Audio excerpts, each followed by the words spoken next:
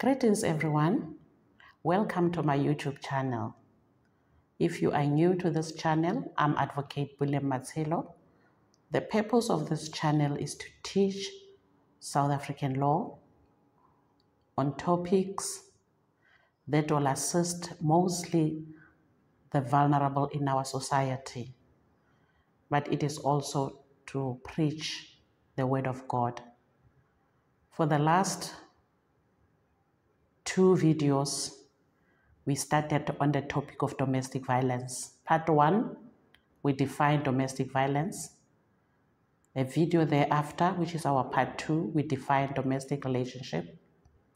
Now this is the 3rd part of the same topic. And today we will look on how to obtain a protection order. Now you have qualified the 2 requirements.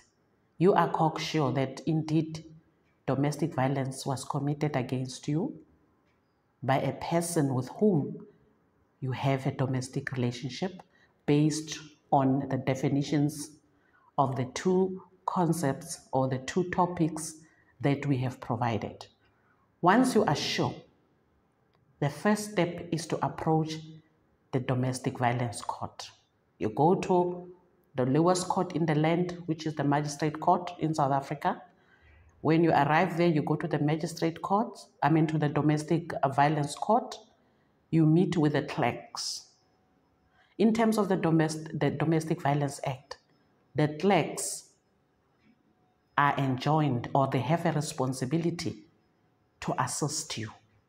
So when you get there, the first thing is for you to complete an affidavit whereby you outline the incident, exactly what happened. And even if you don't know how to write, the clerks of the court, because the act says they must assist you, they will assist you how to write that affidavit. They are duty bound. And to that affidavit, once it is completed, they will put a court stamp. And then thereafter, you will briefly, because now that's how you would have communicated your story. And by the time you leave for home, you should be able to leave with an interim order. The reason why it's an interim and it has a return date, the return date is that date which says you must come back maybe after 2 weeks, but they will specify the date. And the reason why it's not a final order yet, it's just an interim at that moment, is because the respondent or the person that you are complaining about, because you are the complainant, should be able or will be called by way of that interim order with a return date to the court to come and explain his story. Because in terms of the law, the magistrate or the judge can't just issue an order before he or she hears the other side of the story.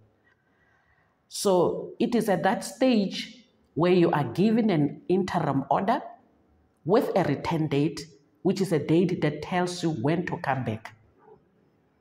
And this interim order should be served on the respondent.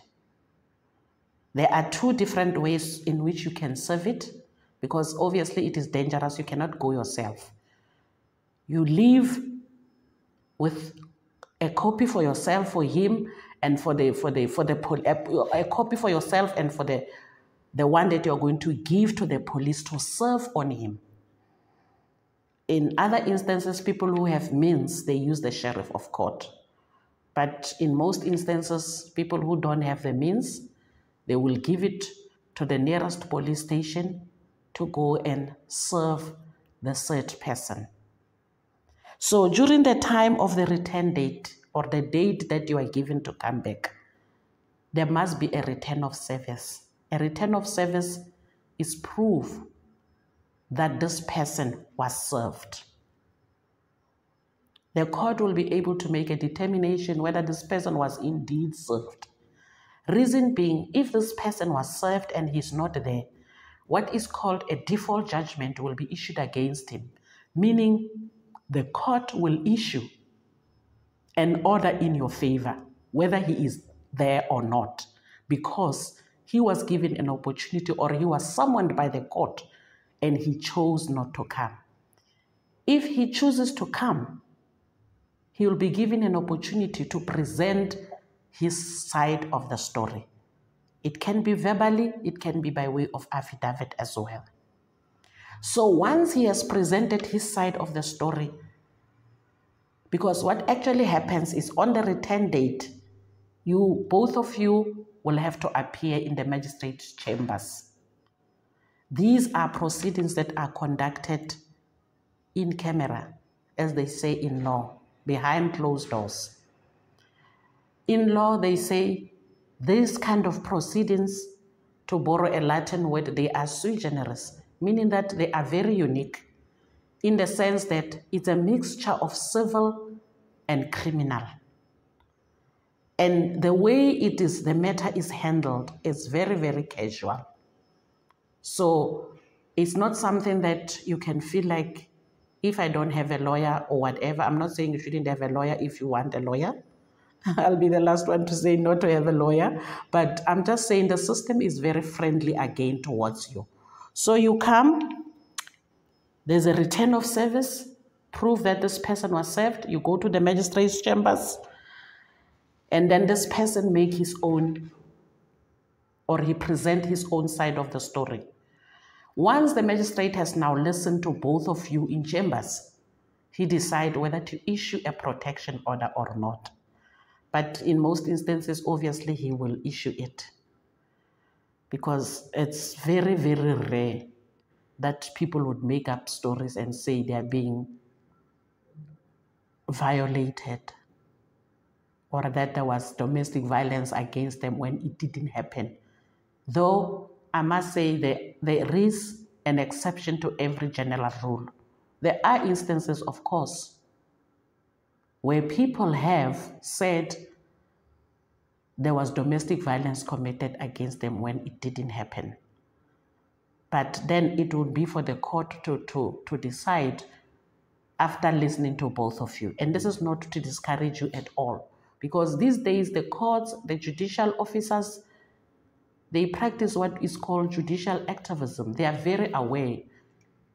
Even the government these days makes an effort to train people to be aware, to be conscious, not to make people to go through what is called secondary victimization, whereby you have been violated and then you go to the courts, which become now very unfriendly to you and not sympathizing with your situation.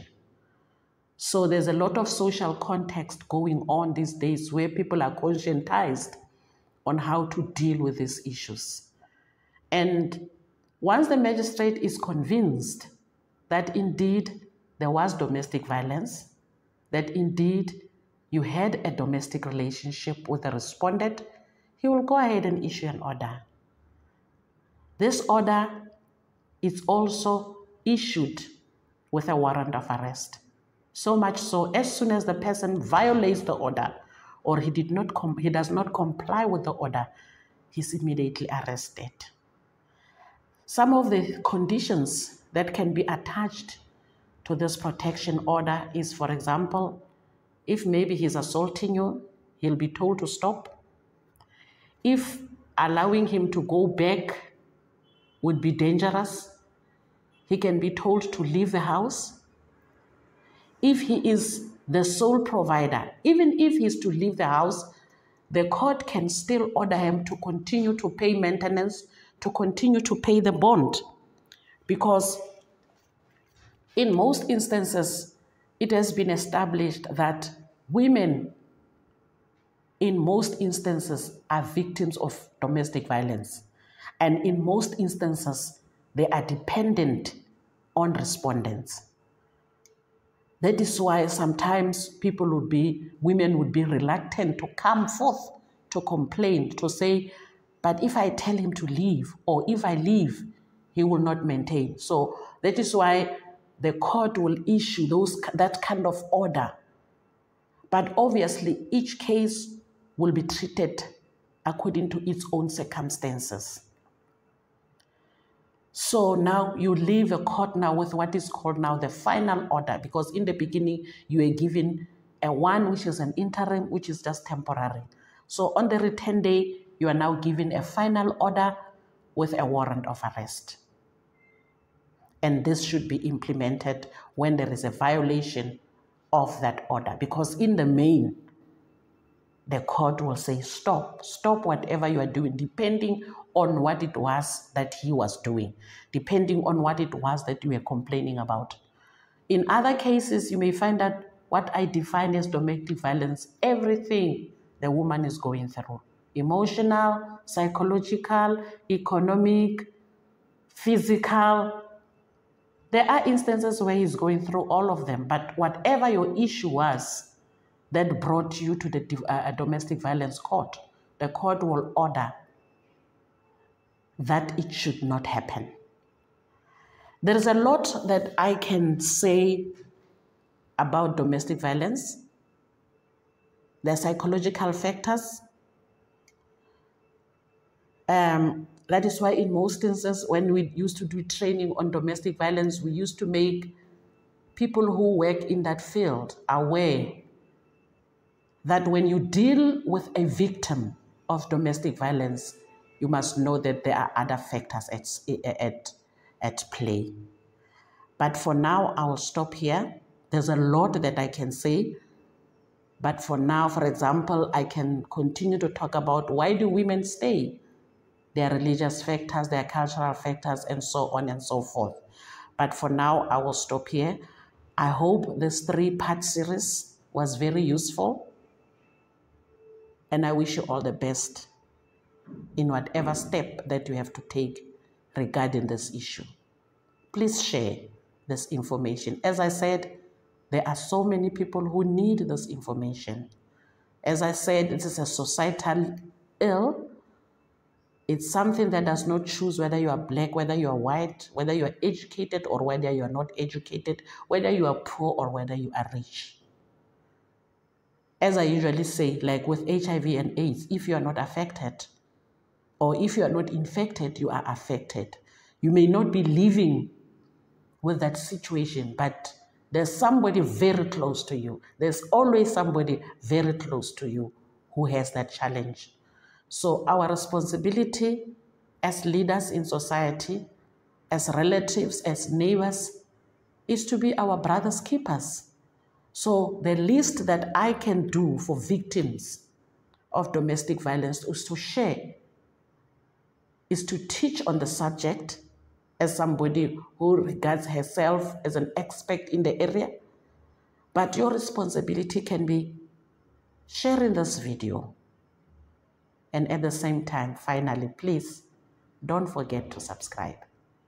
God bless you.